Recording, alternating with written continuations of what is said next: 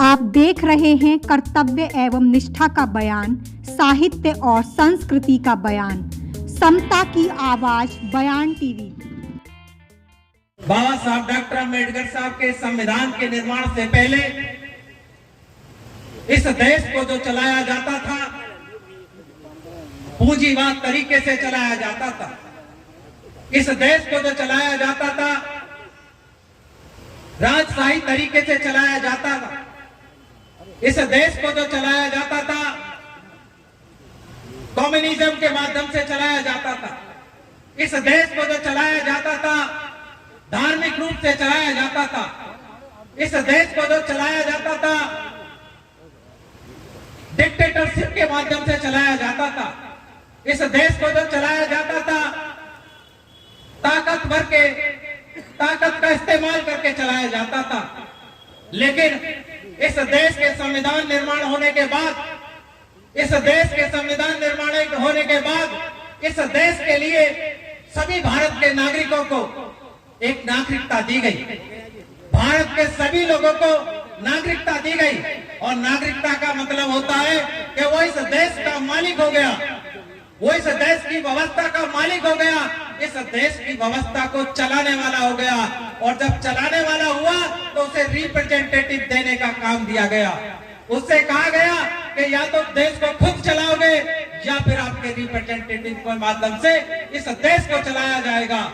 लेकिन 70 साल से इस देश का जो डॉक्टर अम्बेडकर साहब ने सपना देखा था कि इस देश का आम आदमी इस देश का शासक बनेगा या अपने रिप्रेजेंटेटिव के माध्यम से इस देश को चलाएगा, इस देश की गरीबी को दूर करेगा, इस देश की अशिक्षा को दूर करेगा, इस देश की असमानता को दूर करेगा, इस देश के डिस्क्रिमिनेशन को दूर करेगा, इस देश के अंदर बेईमानी अत्याचारों को दूर करेगा, इस देश के अंदर घोटाले होते हैं उनको दूर करेगा।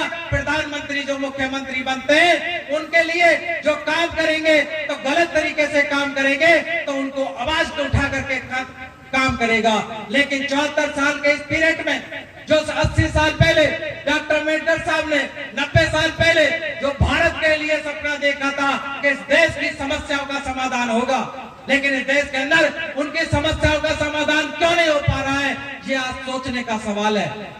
इस 70 साल में सोचने का एक ही मात्र कारण है।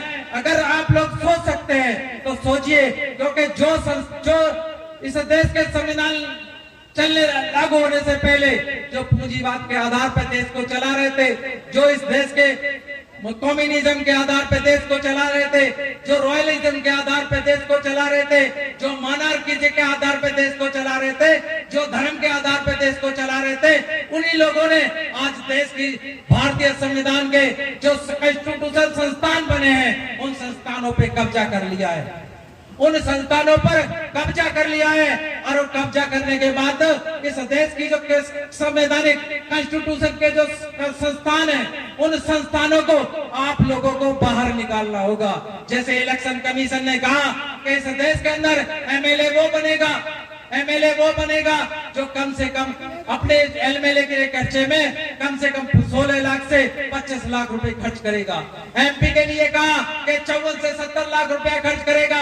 इसका मतलब ये सीधा हो जाता है कि भारत के अंदर गरीब आदमी के लिए चुनाव लड़ने की व्यवस्था को खत्म कर दिया गया है। इसका मतलब भारत का जो गरीब आदमी का रिप्रेजेंटेटिव इस देश के अंदर नहीं पहुंचेगा।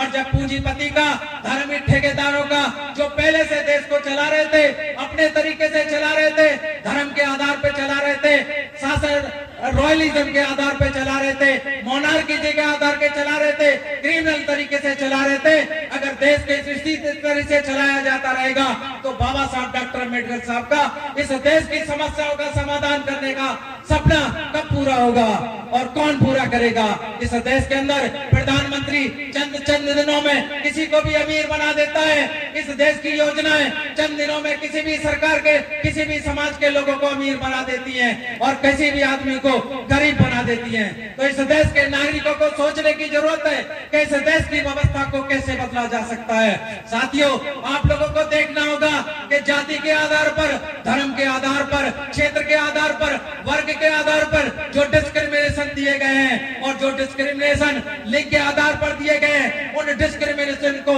आप लोगों को खत्म करना होगा।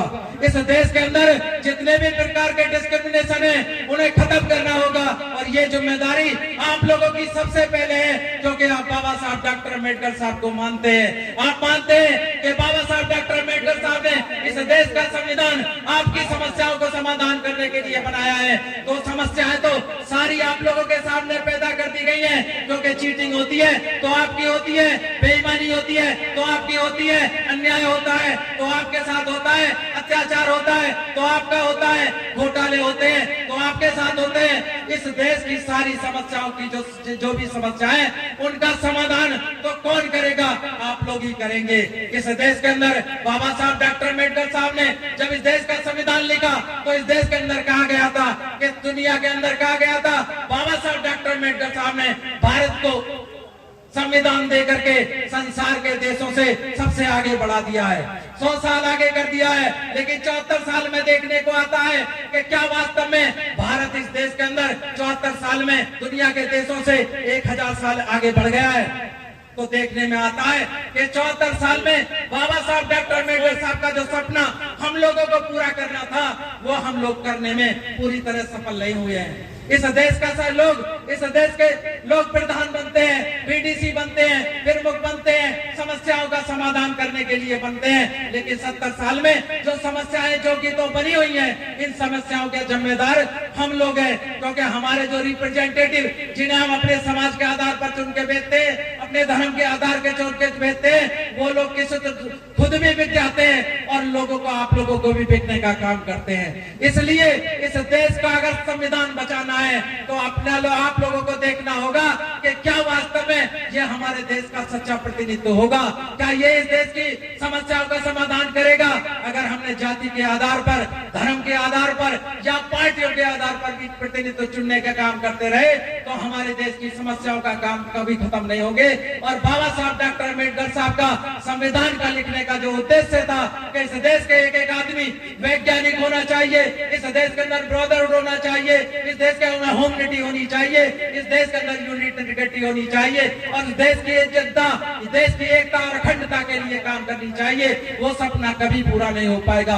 आज इस देश का व्यक्ति जाति के नाम पे लड़ रहा है, धर्म के नाम पे लड़ रहा है, क्षेत्र के नाम पे लड़ रहा है, वर्ग के नाम पे लड़ रहा है, लिंग के नाम पे लड़ रहा है। ये जो समस्या है, इस देश के नागरिकों की पहली जिम्मेदारी है कि इस देश की समस्याओं का समाधान करे। और अगर बाबा साहब डॉक्टर अम्बेडकर साहब का उद्देश्य पूरा करना है तो हम लोगों को, जैसा बाबा साहब डॉक्टर अम्बेडकर साहब ने कहा था कि एक एक व्यक्ति वैज्ञानिक होना चाहिए, हमारी एजुकेशन व्यवस्था वैज्ञानिक सोच की होनी चाहिए।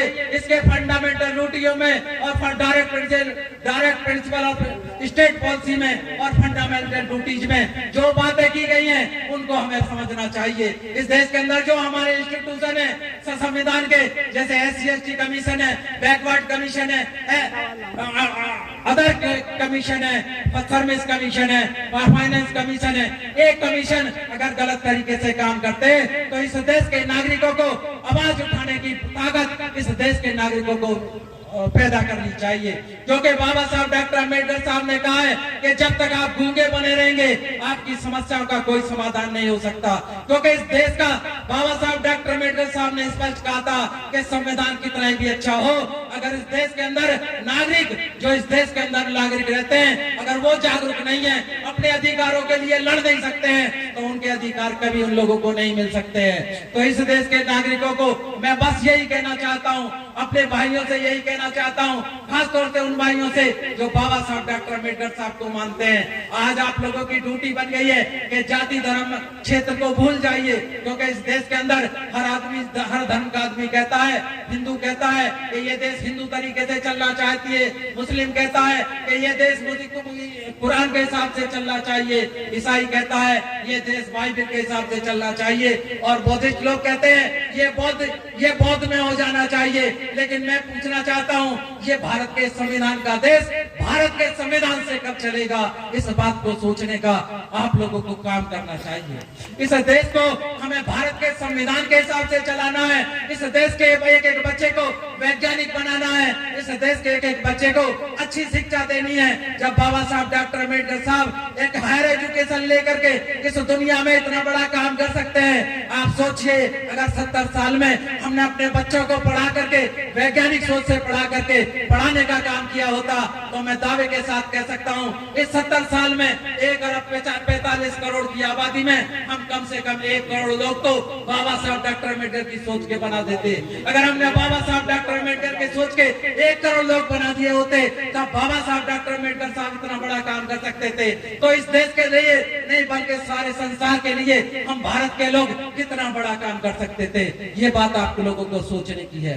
इसलिए आज जो लोग इस देश के अंदर ऐसे एजुकेशन सेंटर खोलना चाहते हैं जो आप लोगों को आपकी शिक्षा को वंचित करना चाहते हैं, जो शिक्षा को महंगी कर देना चाहते हैं, ऐसी सरकारों में आकर के शिक्षा की व्यवस्था को खिताब करने चाहते हैं, सिलेबस को बदलना चाहते हैं, आपको ऐसी एजुकेशन देना चाहते हैं जो आप धार्मिक रूप से गुलाम हो जाएं, सामाजिक रूप से गुलाम हो जाएं, क्षेत्रीय रूप से गुलाम हो जाएं। इस देश के अंदर बाबा साहब डॉक्टर अम्बेडकर साहब ने कहा था कि मुझे आजाद व्यक्ति चाहिए, मुझे आजाद व्यक्ति चाहिए जो स्वतंत्र हो, जो किसी का गुलाम ना हो, किसी का गुलाम ना हो।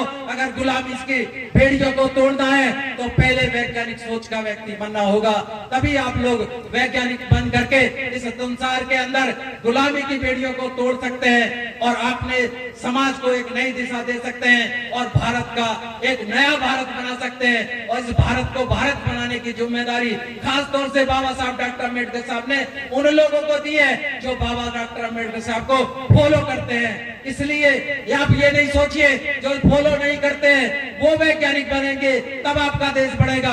अगर वो वैज्ञानिक बनना नहीं चाहते तो मत बनने दीजिए। अगर वो धर्म की बात करते हैं, क्षेत्र की बात करते हैं, संप्रदाय की बात करते हैं तो उन्हें करने दीजिए। आप अपने बच्चों को आज से ही पढ़ने लिखाने के काम में लगा दीजिए। अगर आप लोगों ने 25 से 30 साल तक अगर पढ़ने लिखने के काम में लगाया तो इस देश के अंदर जो शेड्यूल कास्ट के लोग हैं उनकी आबादी 45 करोड़ के करीब है। अगर 45 करोड़ लोगों में ने भी पढ़ने लिखने का काम अगर वैज्ञानिक तौर से शुरू किया, अपने स्कूल खोलने का काम शुरू किया, अपने सामूहिक क्षेत्र बना करके सामूहिक शेयरिंग करके अपने स्कूल खोलने का काम किया और पढ़ाने का काम किया, तो मैं दावे के साथ कह सकता हूँ इस देश के अंदर आप 20-25 साल में 1 करोड़ लोग डॉक्टर अम्बेडकर जैसे बना सकते हैं। अगर 1 करोड़ लोग भी डॉक्टर अम्बेडकर साहब से ऐसे बना लिए तो सारी समस्याओं का समाधान आप लोगों की हो जाएगा। आपका संविधान आपके हिसाब से चलने लगेगा, ये पार्लियामेंट आपके हिसाब से चलने लगेगी, ये देश के स्कूल आपके हिसाब से चलने लगेंगे और जो लोग पढ़ेंगे उन्हीं लोगों की सारी समस्याओं का समाधान होगा। साथियों, इस देश के अंदर जो पढ़े लिखे लोग हैं इन्हीं इंस्टीट्यूशनों को चलाते हैं और आपके इंस्टीट्यूशन जो बाबा साहब डॉक्टर अम्बेडकर साहब ने आपके विकास के लिए बनाए थे उन पर कब्जा हो गया है। उनको आजाद कराना आप लोगों की जिम्मेदारी है और बिना पढ़े लिखे अपने बच्चों को बिना पढ़ाए लिखे आए आप लोग उन संस्थानों को उनके गुलामी से आजाद नहीं करा सकते हैं। और जिस दिन आप लोग इस भारत के संविधानों के जो कॉन्स्टिट्यूशन के जो इंस्टीट्यूशन है, जो संस्थान है, उन्हें आजाद करा लेंगे, उसी दिन भारत की जो तीसरी आजादी की बात कही जाती है उसी दिन आपकी तीसरी आजादी संपन्न होगी। इसी के साथ कि आप लोग भारत के संविधान को जो इंस्टीट्यूशन को कब्जे के पे हो गए हैं उनको आजाद कराने के लिए आज से ये काम करने शुरू कर देंगे, काम करेंगे, मेहनत करेंगे और अपने बच्चों को हायर एजुकेशन देंगे। अपनी बात यही समाप्त करूंगा। जय भीम, जय भारत, जय संविधान।